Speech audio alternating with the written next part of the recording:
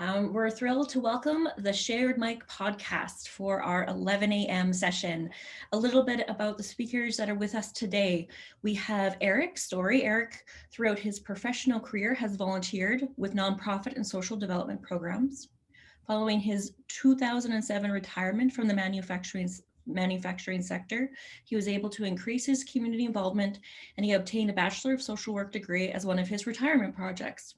He combines social work skills with his previous management, governance, and volunteer experience to be engaged in the community. Eric is a member of the Age Friendly Edmonton leadership table, and along with Salama Suleiman, co-produced the Shared Mic podcast series.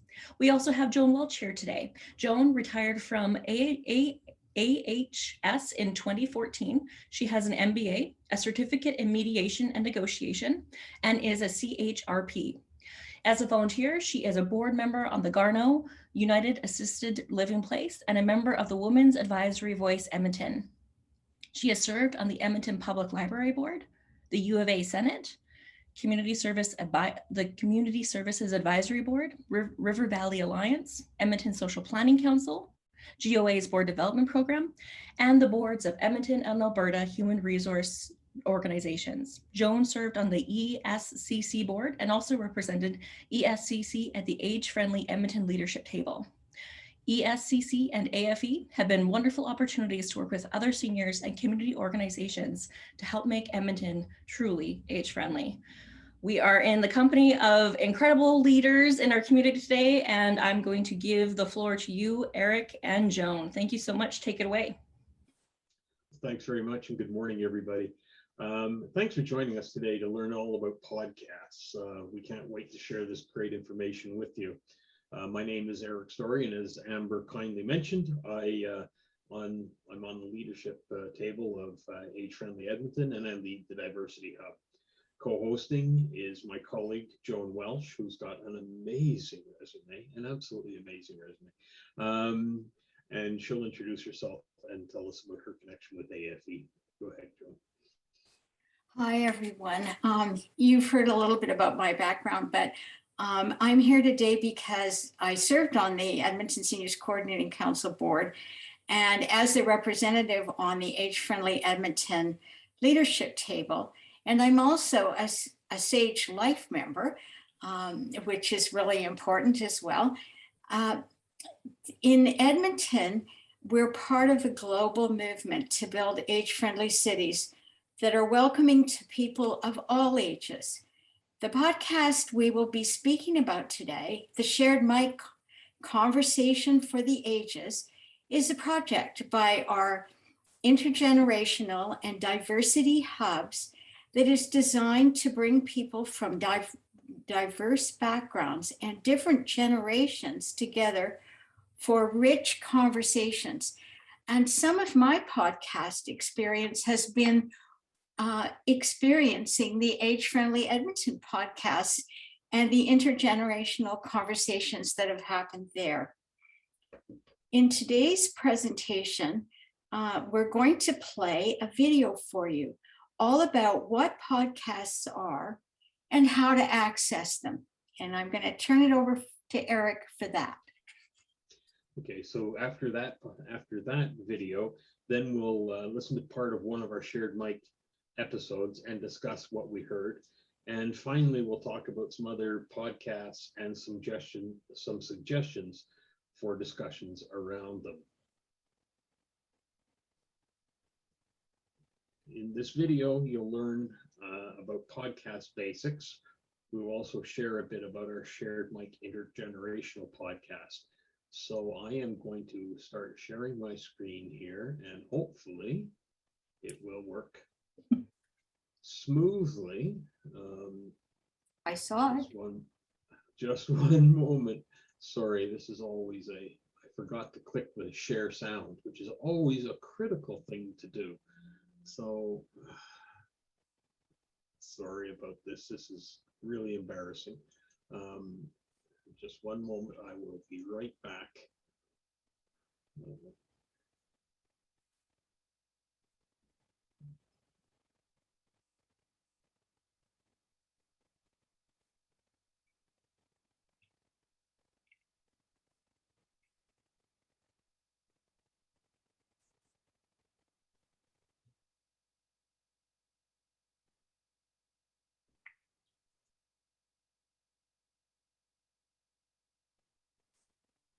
Age Friendly Edmonton is a joint initiative of the City of Edmonton and the Edmonton Seniors Coordinating Council. Age Friendly Edmonton is an initiative to build a city that values, respects, and actively supports the well-being of older adults in our community. Our initiative hopes to build a city that affirms people of all ages and backgrounds. To learn more, visit edmonton.ca/agefriendly. You can also find us on Facebook and Twitter. This podcast workshop is inspired, recorded, and produced on Treaty 6 territory, the traditional territory of the Plains Cree, Woodland Cree, Beaver Cree, Saulteaux, Blackfoot, Métis, Nakota Sioux, and many others whose footsteps have marked these lands for centuries. We are just beginning to understand the significance of the land, and we want to ensure we honor the people and place. Today, this land is home to many Indigenous people from across Turtle Island whose histories, languages, and cultures continue to influence our vibrant community. We are grateful to have the opportunity to work on this land. Let's start at the beginning. What are podcasts? Podcasts are audio stories.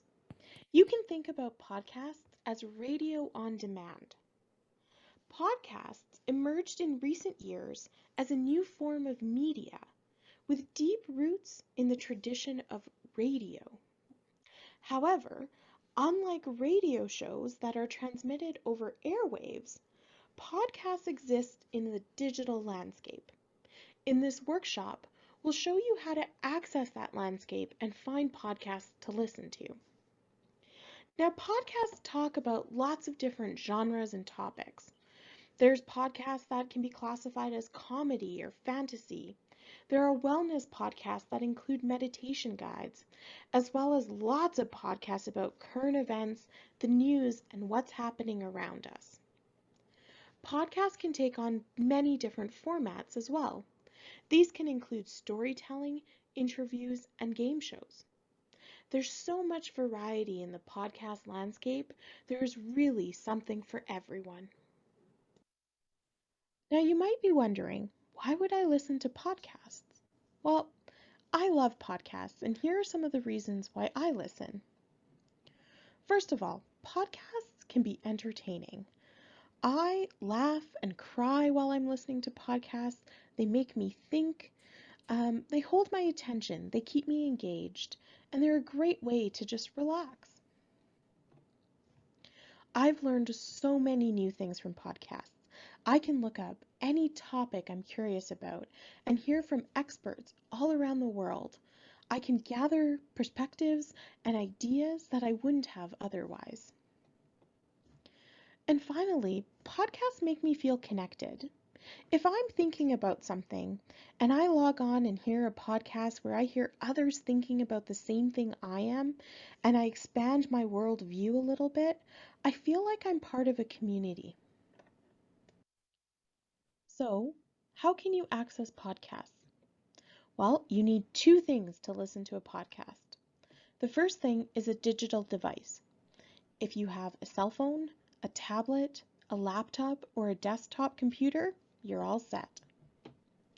The other thing you need is an internet connection. This will help you access that digital landscape I talked about earlier.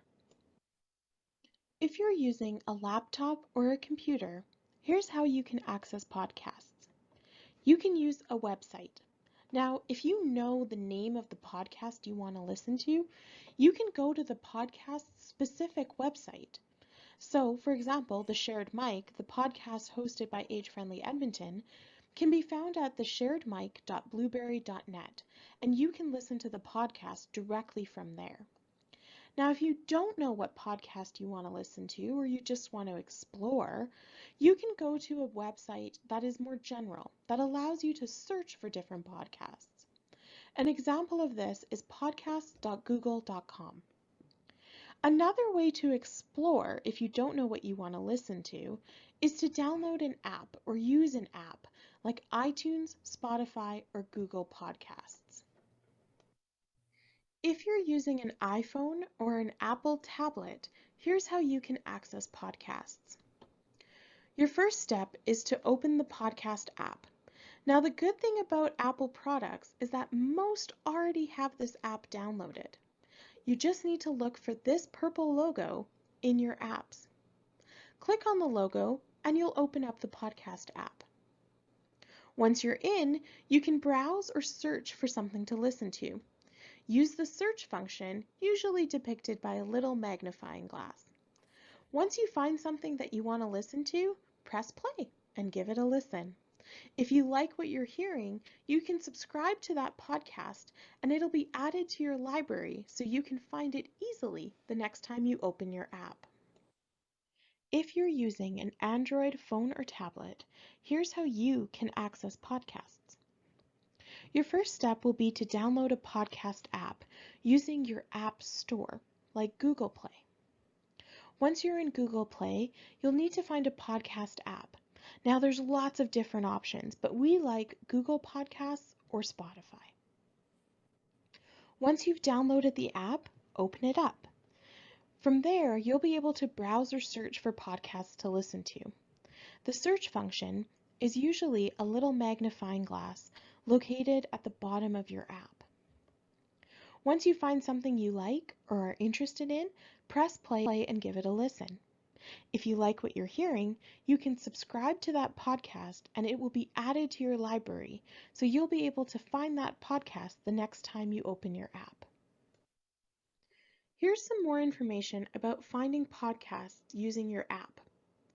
Once you click on the little magnifying glass, your app should take you to a screen that looks like this. This screen has two functions. The first is the search bar, where you can type in keywords or topics, and the app will retrieve podcasts or episodes of podcasts that relate to what you're interested in. Now let's say your family and friends have been talking about this great new podcast and you want to look for it. The search bar is also the place where you can type the name of a podcast to directly look it up. You can think of the search bar as your own little Google search, but just for podcasts. Another feature of this is the browse feature. Your podcast app will automatically sort and organize podcasts depending on categories. So if you know you want to listen to something about the news, you can go to the news category and find a variety of podcasts exploring different topics. Take a look and see what's interesting to you. Now I'd like to share a little bit about Age Friendly Edmonton's podcast, The Shared Mic. In January 2020, we launched The Shared Mic, Conversations for the Ages. This is Edmonton's first intentionally intergenerational podcast, bringing together Edmontonians of diverse ages and backgrounds for rich conversations. So far, our local participants have tackled several themes, from their passion for volunteerism to finding friendship in unlikely places. Here's how you can find The Shared Mic. If you're on a computer or laptop, you can visit thesharedmic.blueberry.net. If you're using an app, you can search for The Shared Mic on your app. The Shared Mic is a small community initiative. To raise awareness about these intergenerational conversations, your help goes a long way. You can share The Shared Mic by subscribing to our podcast, leaving us a review or comment, and telling your friends and family.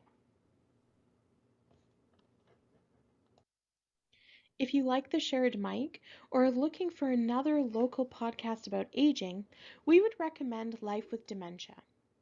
It's powered by Tusk, the care navigation tool, and is for people living with dementia and their friends, families, and caregivers.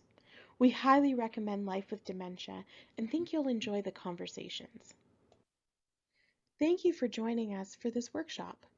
We hope you feel ready to begin your journey into the wonderful world of podcasts. Happy listening! Okay, well, that announcement was read by my co-producer, Salima Solomon, who you can see is much smoother voice than I have. And I also apologize for the technical beginning. A brand new computer, if I don't hit the buttons in exactly the right order, it's very difficult to go back. So hopefully we're on the right track now. So I'll hand it back over to Joan. Okay, so now with that introduction from Salima, let's listen to part of an episode from the Shared Mic. Podcasts provide a great opportunity to reflect on our worldview and learn new things. Today's episode is called Virtual Theater. Live theater is a fantastic way to gather insight into the human experience. Going to a show is usually an in-person experience, but the COVID-19 pandemic has forced local thespians to radically rethink the art form.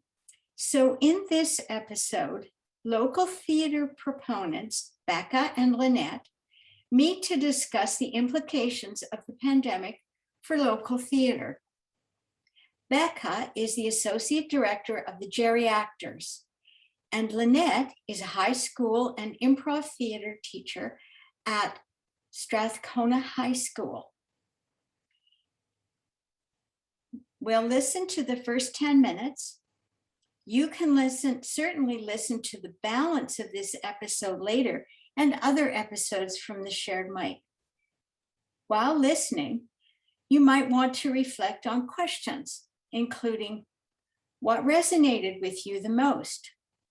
Was there something new you learned that you didn't know before? Describe a moment that made you feel particular and why. Did you enjoy the podcast? Were there other topics you'd like to hear about? So I'm going to turn it over to Eric, who's a computer whiz, really, and he's going to put the questions in the chat and the episode up on the screen. Okay, here we go. Fingers crossed. Fingers crossed.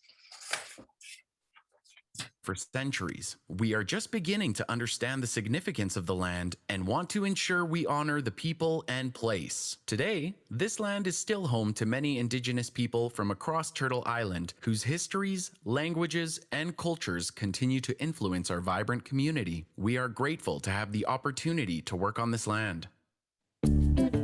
Hi, I'm Eric. And I'm Salima. Welcome to another episode of the Shared Mic. Today our guests are Becca and Lynette. Becca is the Associate Director of the Geriactors Group, and Lynette is a theater and improv teacher at Strathcona High School. When the COVID-19 pandemic started, Eric and I had to pivot the Shared Mic to be virtual, so we've been doing recordings at a distance. Along that same line, Becca and Lynette had to pivot their drama classes and their rehearsals to online. So today, they're going to talk about virtual theater.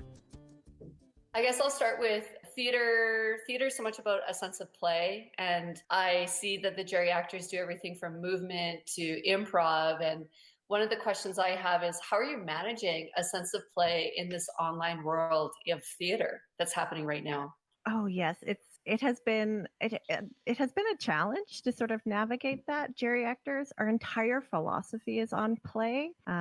David Barnett often says, one of our student volunteers brought this up, but we stole it and use it all the time, that laughter and play is like the medieval handshake. So you don't have a sword in your hand, so it breaks down these barriers. And we're an intergenerational theater company, so being able to laugh amongst people of different ages is so crucial, and being able to play amongst people of different ages is so crucial in creating the plays that we create and telling the stories that we do. And so moving everything online, that sense of play and immediacy and collective creation was lost at first. And so trying to navigate how you brought that into rehearsals, and how you brought warm-up exercises and things into rehearsals was a real challenge at the start.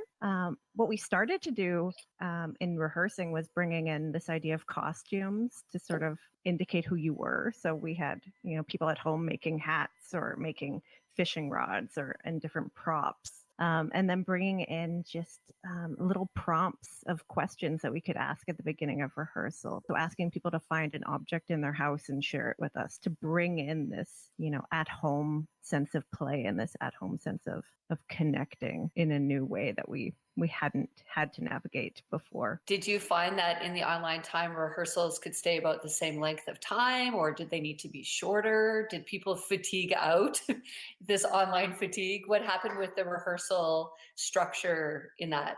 Yeah, it definitely shifted. I think in terms of fatiguing out, myself and David find that we get tired faster working in this online medium.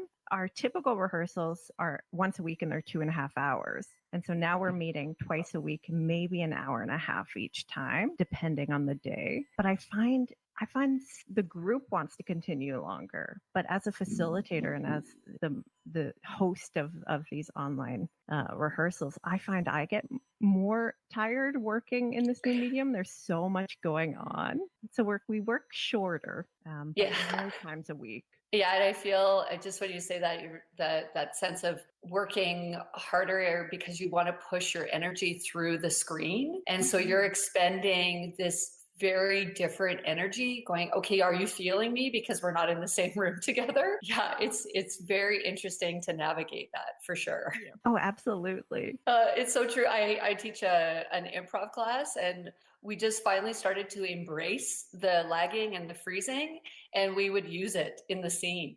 It was just like, it's happening. Instead of stressing about the person who's frozen on the screen, use it as, oh, I see. I've stunned you so much with my love that you're going to stay frozen. Okay.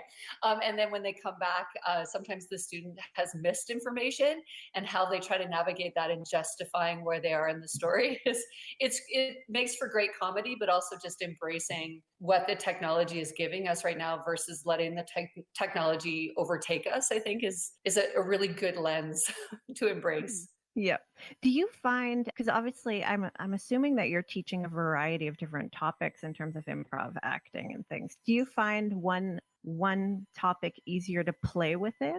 Oh, that's a really good question. I think actually it just depends on the day, because I am teaching drama, I'm teaching musical theater, teaching improv. I feel like in the musical theater class, the students, because we could warm up physically together, we could have a Q&A with a guest artist. There was more right away of them going, okay, this is our new reality. Let's just embrace it. And I think because some of them are natural performers, being on camera was okay, versus someone who might not necessarily want to be front and center and have their entire life showcased on a screen. So I think it really was day by day, but eventually the improv, and I have to give credit to all the improvisers around the world that helped me. And that's one thing I would say about this online time, is that I've connected with improvisers from so many different countries to say, how are you surviving this as improv teachers?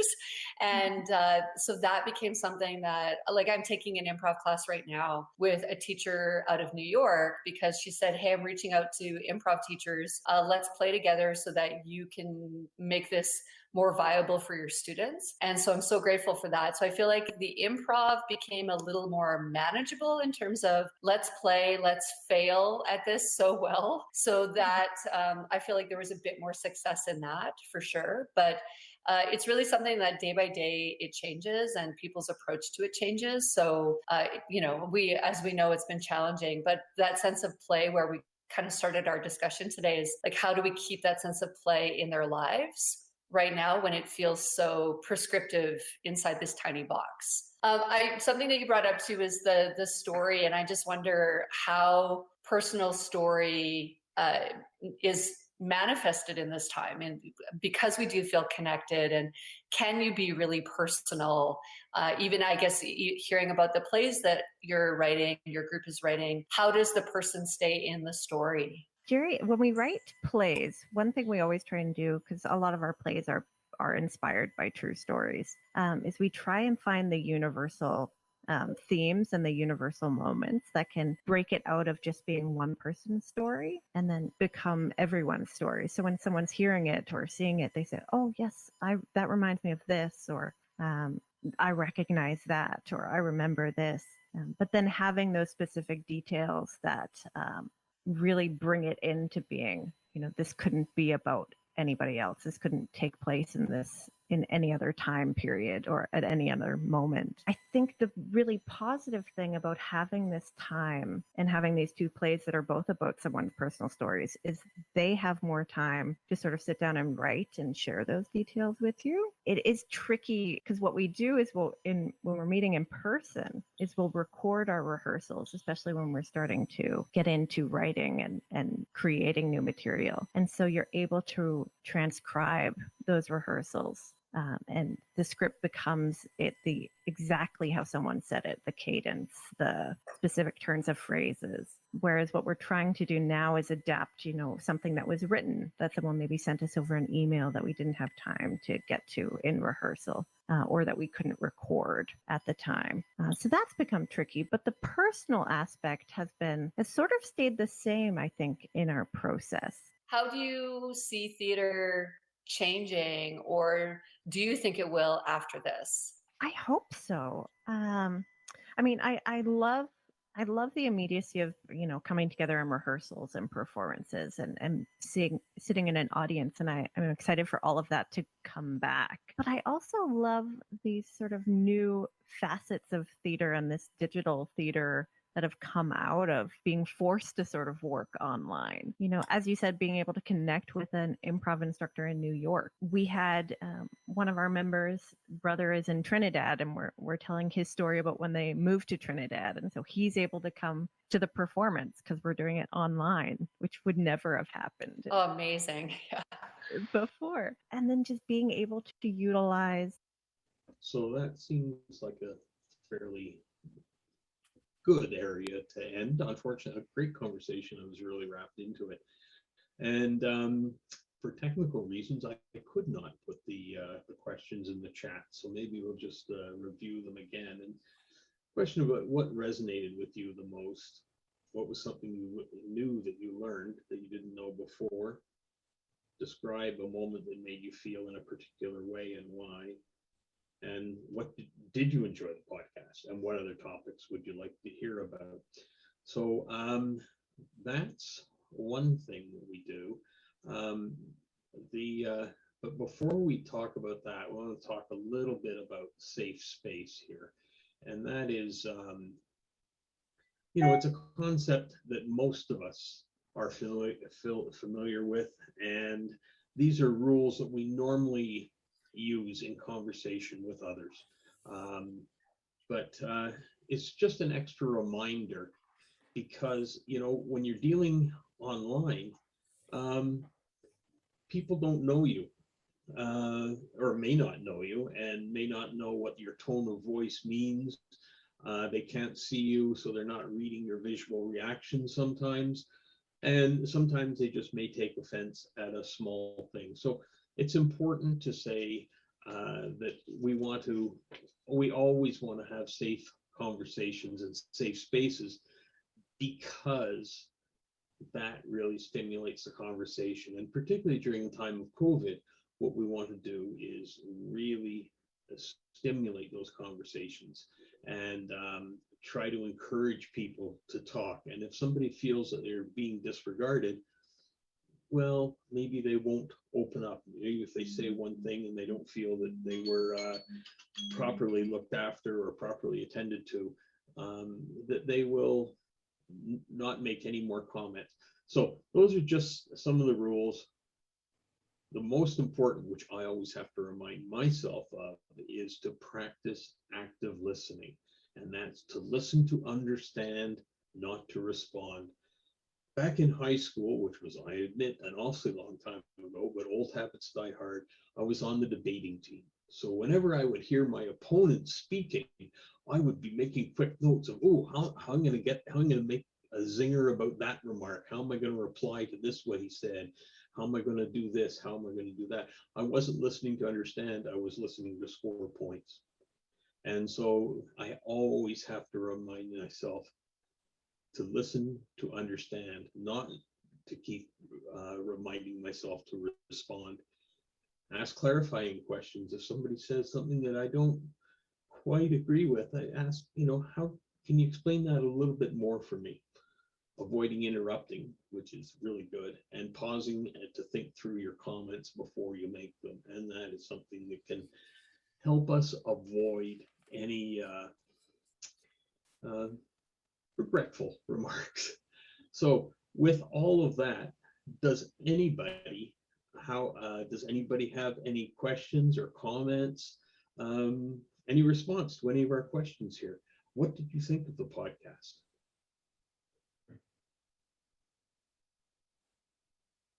We've got a quiet bunch here today, Joe. You can type your comments into the chat or into the Q&A, and I'll just babble along if we wait to see if anybody does have any comments. The geriactors, in fact, are presenting a radio play this afternoon at 2 o'clock called Way Back, a radio play by the geriactors. So you may want to tune into that to have an idea of what they do. For me, the concept of the virtual theater was really, really important. The ability to reach out to others. And Glenda has said, can you share about other topics the shared mic has explored through conversations to provide a breadth of topics? Holy cow. Sure. We had a friend of mine, a gay man who is in his late 70s, and a younger gay man who was in his early 30s, talk about the process of coming out and identifying their place in the community.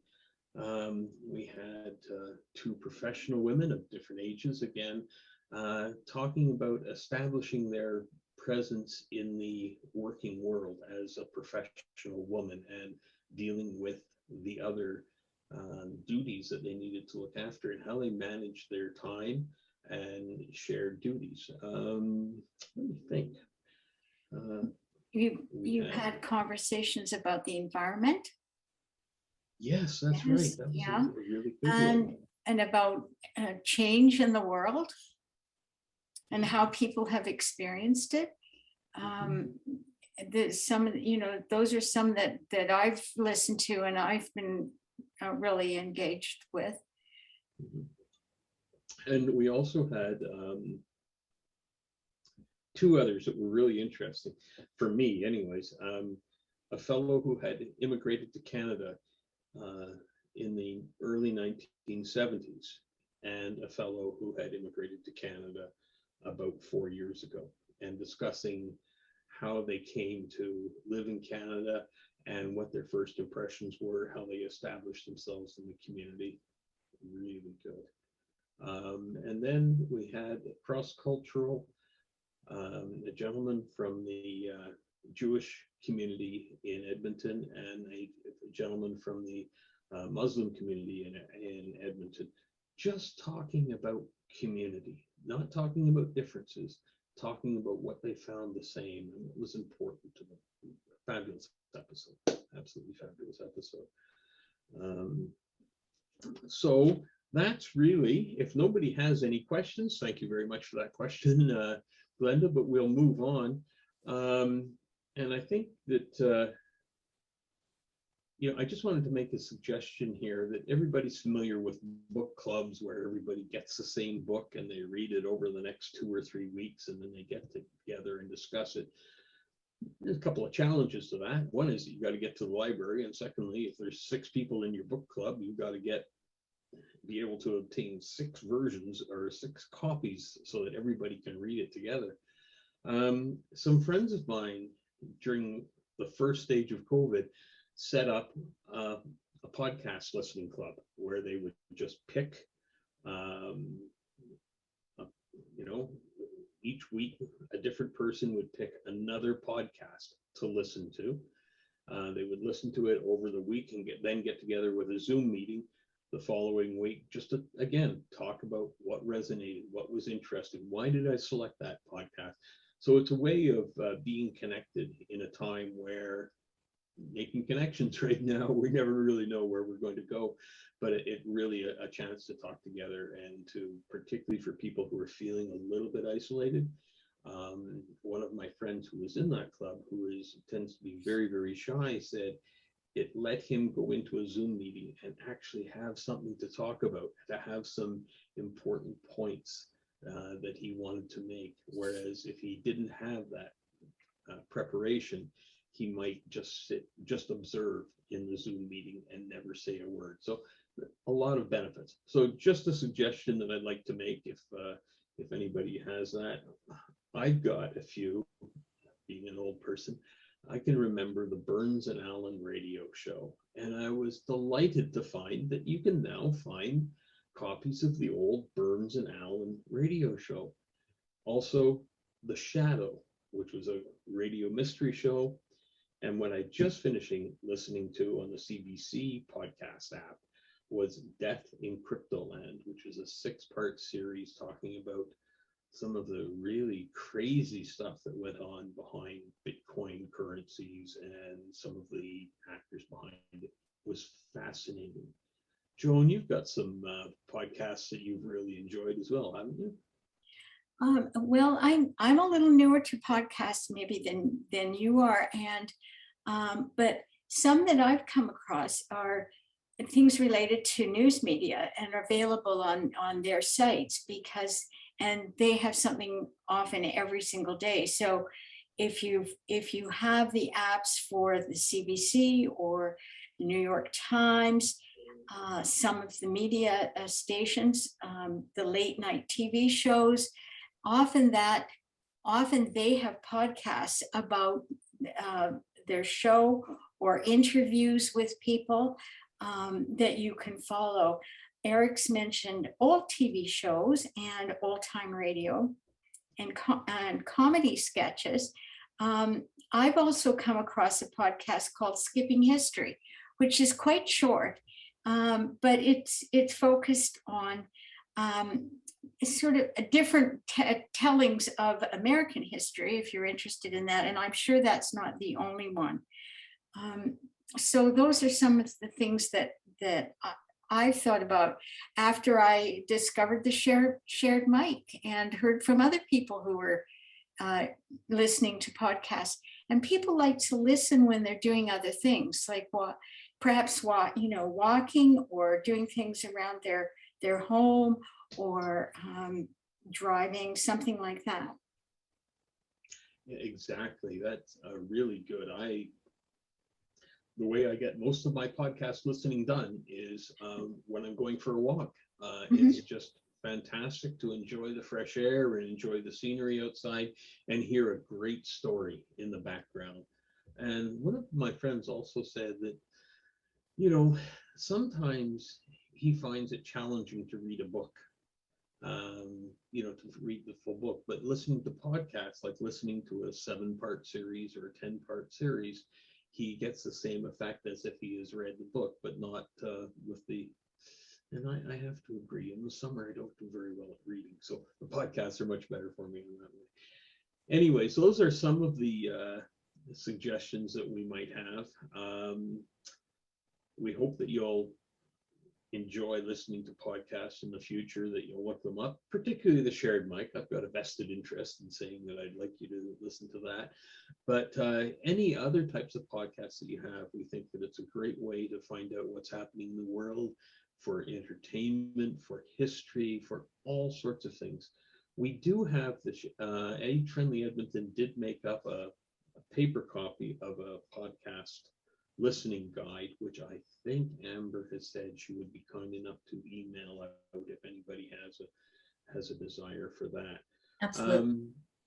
So yes, Amber, sorry. Oh, sorry, just absolutely. Yep. I can email that to anybody who would like it. Okay. And again, it just, in a short 2-pager, just covers basically what our 10-minute presentation on the Smooth podcast did. I really, Joan, thank you for co-hosting, and thank you everybody for attending. We hope it'll encourage you to explore new podcasts and learn a little bit more about the city in general and the world in general. Thank you very much. Bye-bye. Thank you so much, Eric. Thank you so much, Joan. This was an absolutely wonderful presentation. And thank you to all who attended and took in this time with us.